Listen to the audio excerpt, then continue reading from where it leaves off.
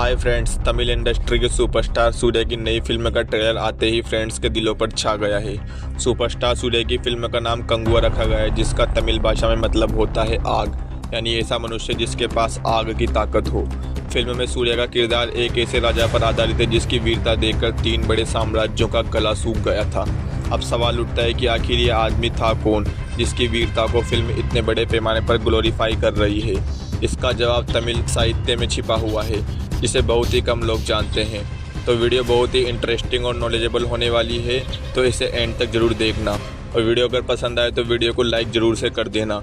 और दोस्तों, इतनी मेहनत से वीडियो बनाने के बाद भी 90% लोग बिना सब्सक्राइब करे ही चले जाते हैं, तो चैनल को सब्सक्राइब ज़रूर से कर देना, ताकि हमें अगली वीडियो बनाने का मोटिवेशन मिलता रहे।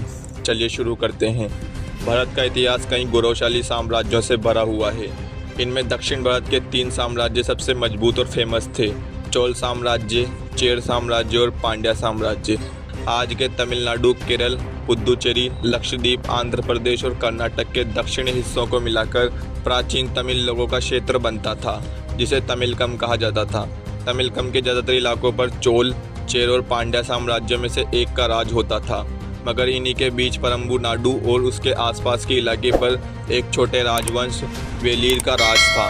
तीनों साम्राज्यों से अच्छे रिश्ते होने की वजह से वेलिर राजा अपना स्वतंत्र राज्य चलाते थे।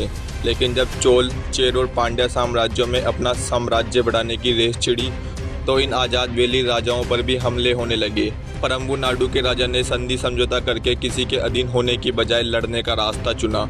इनका नाम था वेलपारी, जो करीब 300 खुशहाल गांवों के सामंत थे। राजा वेलपारी की वीरता का जिक्र पुराणनुरु नाम के ग्रंथ में भी है, जिसमें इनकी वीरता के 400 से भी ज़्यादा गीत हैं, जिन्हें 157 कवियों ने लिखा है। इस ग्रंथ में राजा वेलपारी के अलावा 48 छोटे राजाओं का भी जिक्र है।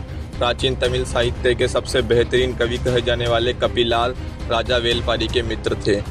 उन्होंने पुराणनुरु ग्रंथ में वेलपारी की गाथा डिटेल में लिखी है। उनके गीत बताते हैं कि राजा वेलपारी का राज्य बहुत ही खूबसूरत और हरा भरा था, और उस पहाड़ी राज्य से झरने गिरा करते थे और नीले रंग के खूबसूरत फूल हमेशा खिला करते थे। कहा जाता है कि उन्हें प्रकृति और कला से बहुत प्रेम था। राजा वेलपारी को तमिल इतिहास के 7 महानतम संरक्षकों में से एक कहा जाता है। उन्हें प्रकृति और कला से बहुत प्रेम था। कवि कपिलार खुद पांड्या साम्राज्य से आते थे, लेकिन राजा वेलपारी की स्वभाव और वीरता को देखकर और उनसे प्रभावित होकर वे उनके दरबार में मुख्य कवि बन गए। राजा वेलपारी ने कई साल तीनों बड़े साम्राज्यों के राजाओं से अकेले लोहा लिया और युद्ध जारी रखा। कंगुआ फिल्म में दिखाया गया भयानक युद्ध वेलपारी का वही युद्ध है।